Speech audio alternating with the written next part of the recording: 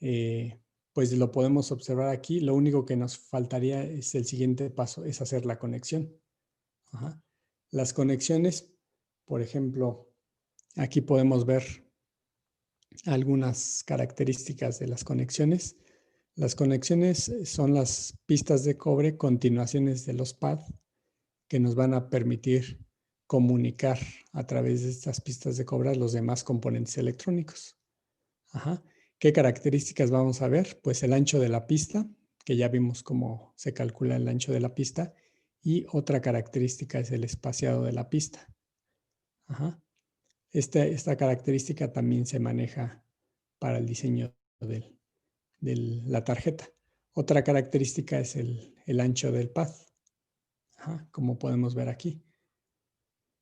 Y bueno, al hacer nuestro circuito, como vemos aquí en la parte de abajo, primero pasando por un diagrama en donde nos va a indicar las conexiones, tenemos que hacer las rutas o los trazos de pistas para hacer las conexiones en física, en físico. Y todo esto pues lo podemos ver después en el archivo Gerber, que se vería así de esta forma.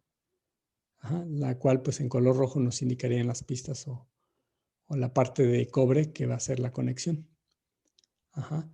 Y aquí podemos ver también algunas otras características. Ya habíamos mencionado, por ejemplo, es el ancho de la pista, la separación entre pista y pista, ajá, la separación entre pista y un through hole o una conexión de un pad de tecnología through hole, ajá, y también puede ser la distancia entre una vía o una pista, perdón, una pista y un pad de montaje superficial. Son las condiciones que vamos a ir considerando en el diseño. Ajá. Todo esto pues para hacer el enrutado de las pistas. Aquí vemos en este ejemplo cómo tenemos diferentes colores. Les mencionaba, por ejemplo, en el caso de del color verde nos indica que va a haber una perforación y una metalización en esta perforación. Por ejemplo, aquí vemos posiblemente un pad de componente THT. Aquí vemos una perforación que posiblemente sea para sujetar la tarjeta.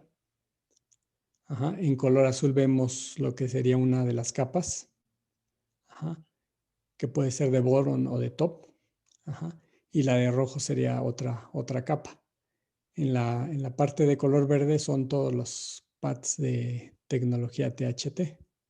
Ajá, tanto pads como perforaciones. ¿Hasta acá no hay alguna pregunta o duda?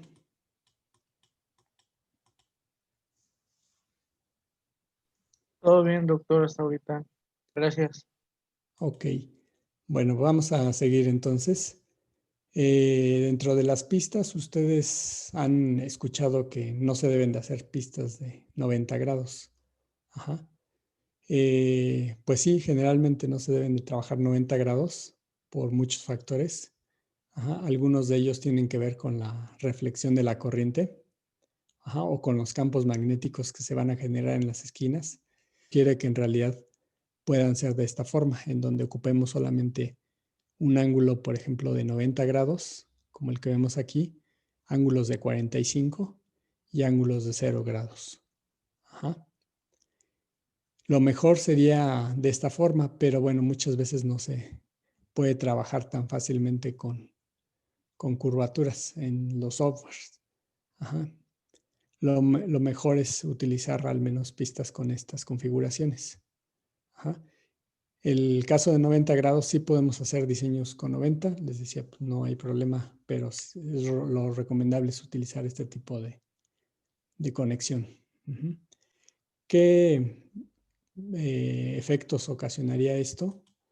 Por ejemplo, en un ángulo completamente de 90 grados, podríamos observar que hay señales que, aparte de ir, tenemos reflejos de ellas y puede haber un regreso de la señal. Ajá, entonces esto puede ocasionar un ángulo completamente a 90 grados, aparte de los campos magnéticos en la esquina que se generan. Pero lo más conveniente es que se ocupe este tipo de terminados. de 90, 45 y 0 grados. Ajá. ¿Qué otros efectos podemos encontrar en las pistas? Por ejemplo, pues vamos a encontrar que no solamente las pistas va a haber una resistencia entre la pista, entre las dos terminales, sino que también va a haber efectos capacitivos, ajá, y efectos resistivos entre las dos pistas. Ajá, todos estos son efectos, o le llamamos efectos parásitos, porque no son deseables. Ajá, por ejemplo, aquí podemos ver que se menciona que puede, y depende mucho del material y depende de las distancias, pero puede variar entre 0.1 hasta 2 picofaradios entre pista y pista. Depende, les decía, mucho del área que se tenga entre pistas y la distancia, que equivale a un capacitor. Y por otro lado también la fibra de vidrio, el FR4, pues llega a tener alguna resistencia que es muy alta, por ejemplo, está del orden de 50 hasta los 500 megaohms, que en este caso si nuestro diseño no le afectan estos valores, pues no vamos a ver ningún efecto en el desempeño del circuito, pero si es muy sensible a estos valores, se vuelve crítico la solución porque hay que ocupar diferentes técnicas. Bueno, esos efectos capacitivos se puede también traducir en interferencia entre señales. Sobre todo, por ejemplo, aquí vemos una señal cuadrada, la cual puede estar pasando a través de una pista y otra pista paralela. Lo que vamos a ver es que puede generar este efecto, que sería el efecto capacitivo. Ajá. Y a este le conoce como corriente acoplada. Ajá. Cuando tenemos dos pistas y se generan este tipo de señales, pues ese campo electromagnético se induce. Y bueno, una forma de evitarlo es que pues reduzcamos la distancia paralela o aumentemos la distancia entre ellos. Ajá, aunque muchas veces no es tan fácil aumentar esta distancia porque lo que buscamos es reducir espacio.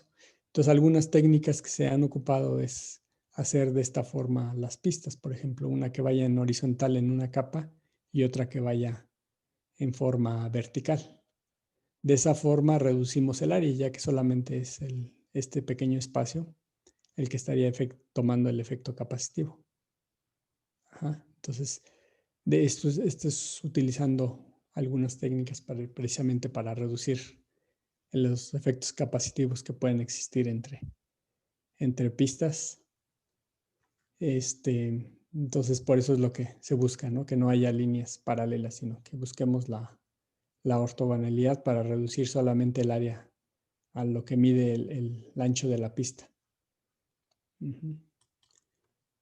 ¿Qué otros efectos vamos a encontrar? Bueno, les decía los resistivos que pueden existir, no solamente de pistas cercanas, sino también de todos los vecinos o pistas vecinas. Por ejemplo, en este caso, esta pista que está etiquetada con el nombre de A, pues va a encontrar una resistencia diferente a cada uno de estos terminales. Por ejemplo, aquí de 500, aquí de 150 megaohms, de 200 megaohms y de 1000 megaohms. Entre más distancia exista, pues es mayor la resistencia. Ajá. Entonces, todos estos efectos parásitos, pues hay que tenerlos en cuenta al momento de diseñar la tarjeta. Otro de los efectos que también ocurre en las pistas es que a veces nosotros consideramos que la señal, por ejemplo, cuando aplicamos un voltaje en una de ellas, lo tenemos presente de forma instantánea, pero esto no ocurre aquí, siempre hay un retardo de la señal. Ajá, ese retardo pues es el tiempo que le va a llevar a la señal transcurrir desde un punto A hasta un punto B. Entonces, todo esto pues también hay que considerarlo para el diseño de las tarjetas, porque si no lo consideramos, pues podemos obtener diferentes resultados, ¿no? Entonces, aquí va a haber un tiempo de traslado de la señal el cual, por ejemplo, aquí lo podemos verificar a través de estos efectos. Aquí, por ejemplo, manejamos un ancho, que aquí podemos ver un cuadro 1, 2, 3. Cada uno de estos representa una longitud del mismo espacio de ancho. Con respecto a la longitud, por ejemplo, aquí vemos 10 veces la longitud con respecto a lo que se presenta en el ancho de la pista, y la podemos calcular mediante esta expresión, la cual nos indica que la resistencia va a incrementar con respecto a la longitud de nuestra pista. Si incrementamos el ancho, reduce la resistencia. Por ahí les mostré cómo se calculaba también la resistencia. Viene en la página que les mostré. En el cálculo del ancho de la pista también se puede calcular la resistencia, y la resistencia tiene que ver con la longitud. Por ejemplo, no es lo mismo tener una longitud como la que tenemos aquí en el primer diagrama que con respecto a esta de acá. Lo que indicaría con nuestra señal que vimos anteriormente es de que le va a tomar más tiempo, o le toma más tiempo transitar la señal a esta segunda pista que a la primera. En la primera pues tiene un menor tiempo, y en la de acá le va a tomar un mayor tiempo por toda esta trayectoria que tiene que seguir nuestra señal, debido al incremento en la resistencia. ¿Hasta acá no hay alguna pregunta o duda?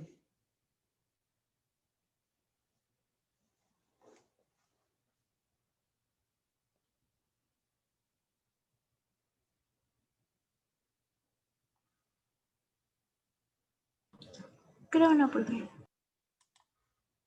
Ok, entonces vamos a continuar. Por ejemplo, aquí tenemos un trazo de una pista. Entonces, la vía en realidad lo podemos ver como un pozo metalizado, el cual va a transferir la señal y va a pasar de una capa A una capa B. Y también pues va a presentar una diferente resistencia esta vía con respecto a esta pista, que tiene un espesor y que tiene un ancho. Entonces, en nuestros diseños que lleven, por ejemplo, señales, o que queramos que nuestras señales lleguen al mismo tiempo, lo que se va a utilizar, o que vamos a hacer, es manejar las mismas distancias de las pistas. Por ejemplo, este es un circuito en el cual requerimos que la señal que tenemos, o que parte de este punto, llegue al mismo tiempo hacia este punto. Entonces, de esa forma, si se fijan, bueno, aquí tiene un pequeño zigzag. Esto es para compensar la distancia y hacer que las dos señales lleguen al mismo instante en este punto B. Inclusive pasan a través por through holes precisamente para compensar ese tiempo y llegar hasta el mismo tiempo en este otro punto. Es por eso que en algunos circuitos van a observar que hay como zigzags de las señales. Y eso es debido a que esas señales, que posiblemente sean digitales, deben de llegar al mismo tiempo desde donde salieron hasta donde van a llegar. Entonces vamos a ver que hay esta compensación de distancia para que no tengamos esos efectos de retardo, o que haya que no haya una sincronización de las dos señales. Ok, entonces bueno, vamos a continuar.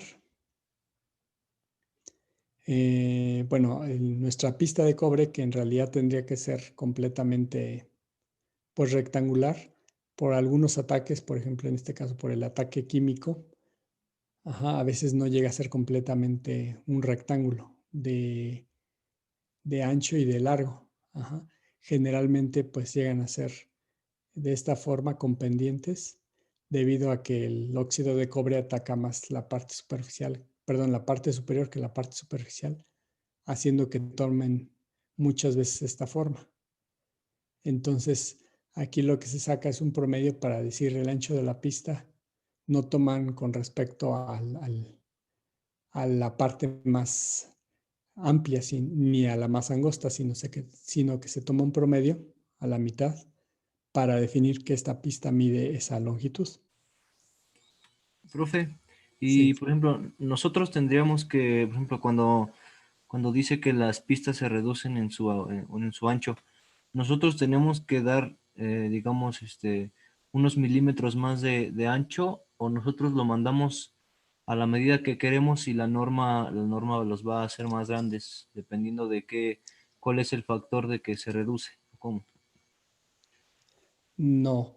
Tiene que ver con lo que mencionó primero. O sea, nosotros definimos un mayor ancho de pista. Ajá. Pero en este caso estoy mencionando que tanto la fabricación de PCBs tienen que cubrir ciertas normas, tanto como el diseño. En este caso, si nosotros estamos enfocados al diseño, pues sabemos de esas restricciones y hacemos un poco más ancha la pista para evitar que se dañe. Si usted estuviera en la parte de la fabricación de PCBs y quiere saber la norma, pues también tendría que apegarse a esos factores de fabricación. En este caso, les comentaba, esto pues tiene que ver con el fabricante. Ajá. Y la otra parte tiene que ver con el diseñador. Ujú. Entonces, bueno, estos son algunos de las características que ven los que se basan en la norma IP600, que tiene que saber, por ejemplo, los materiales base, los que se van a utilizar. Ajá. También las cubiertas, por ejemplo, la máscara antisoldante. Ajá. Los conductores espaciados, todos ellos, esa parte es parte de la fabricación. Los materiales dieléctricos que se van a ocupar. Ajá. El estañado que se requiere o metalizado en las terminales para cumplir todos esto que se indica en la norma. Ajá. Nosotros, aquí es importante que al menos conozcamos algunos de los factores que se consideran en la tarjeta para nosotros en el diseño tenerlo previsto. Ajá. Y saber que en realidad las tarjetas pues tienen ciertos errores y que nosotros con los anchos de pista podemos compensar y nos evitamos. Miren, ya ahorita la parte que sigue tiene que ver con los pasos a seguir para, para el diseño de una PCB. Ajá. Eh, cómo, cómo hacer la conexión, por ejemplo, de tierra, cómo es deseable, de acuerdo a la norma IPC 2221, la cual nos indica que, por ejemplo, si nosotros ponemos una fuente de alimentación y nosotros ponemos un conductor de esta forma, lo que generamos aquí es un efecto transformador, el cual induce por campo electromagnético a otra pista y vamos a ver una señal inducida. Ajá, también este efecto se le llama como efecto antena, el cual pues brinca la señal de un punto hacia otro punto por esta forma que se tiene. Entonces lo que vamos a ver en nuestros diseños es que lo que vamos a tratar de hacer es que nuestra pista de ida de corriente y de regreso esté en lo más cercana posible. ¿Por qué? Porque el campo magnético se reduce solamente entre estas dos terminales. Por eso en algunos cables o conectores lo que vamos a ver es que para reducir el campo magnético es que van en pares trenzados. Por ejemplo, aquí vemos la línea 1 y vemos que esto está trenzado, va enrollado para que la ida de la señal y el regreso, básicamente los campos solamente estén entre la distancia de estos dos conductores. Aquí tenemos una línea 1, una línea 2, una línea 3 y una línea 4. Este tipo de cableados, por ejemplo, algunos lo han visto en los conectores de red que vienen en esta forma, en par trenzado precisamente para reducir esos campos magnéticos. Otra forma que se puede utilizar si no se ocupa estos como un par trenzado, por ejemplo, aquí vemos una señal 1 y un regreso, una señal 2 y un regreso. No está en par trenzado, pero viene de forma paralela. De esta forma pues, se puede reducir también estos campos electromagnéticos que se generan. Ajá. Y otra forma un poco más económica, por ejemplo, aquí vemos señal línea 1, línea 2, línea 3, línea 4 y un solo regreso. Ajá, aquí puede haber inclusive interferencia entre señales. Ajá. Entonces una señal que se genera puede inducirse entre los vecinos y entonces esto puede generar lo que habíamos visto en el PCB, que había unos pequeños picos por los efectos capacitivos. Ajá, entonces lo ideal es que se maneje como el segundo caso o lo más conveniente es como el tercer caso, aunque este a veces resulta más costoso. Como lo veríamos en el PCB, por ejemplo, si hacemos multicapa, aquí vemos un ejemplo en el cual son varias capas. Ajá. Cada una de estas vemos una señal, una pista de señal y una de tierra. Entonces van intercaladas. Aquí vemos señal, ajá, power, señal 2, power y así cada una de ellas vienen de forma intercalada precisamente para reducir el ruido. Pero este ya es un caso crítico en donde sí tenemos que tener un aislamiento muy, muy robusto. Pero bueno, hay otras técnicas que se pueden utilizar si no utilizamos multicapa, que es como la que mostramos aquí.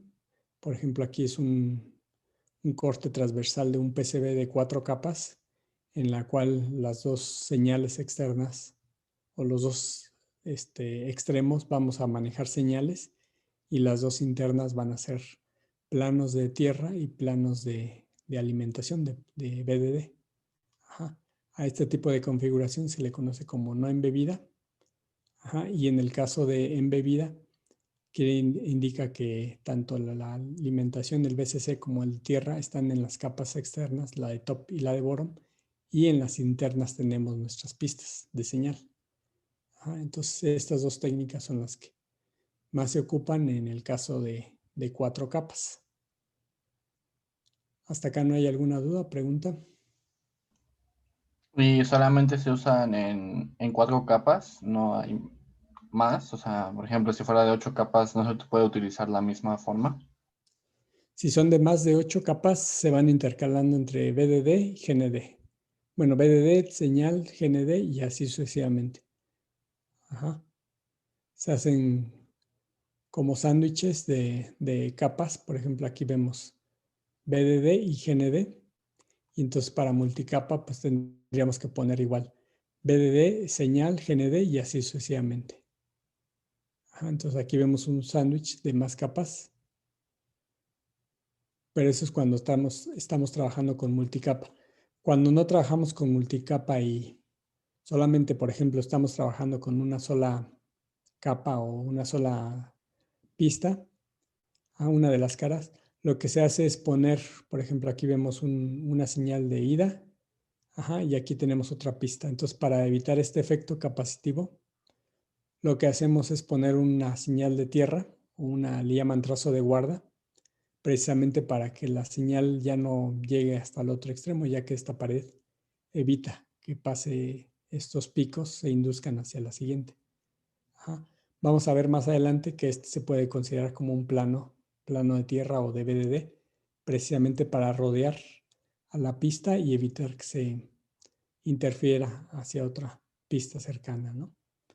Otra técnica, les había mencionado, pues es esta manera, cruzarlas, para que solamente el ancho de las pistas sea el único capacitor y sea lo mínimo que pueda haber como efecto capacitivo para reducir este efecto.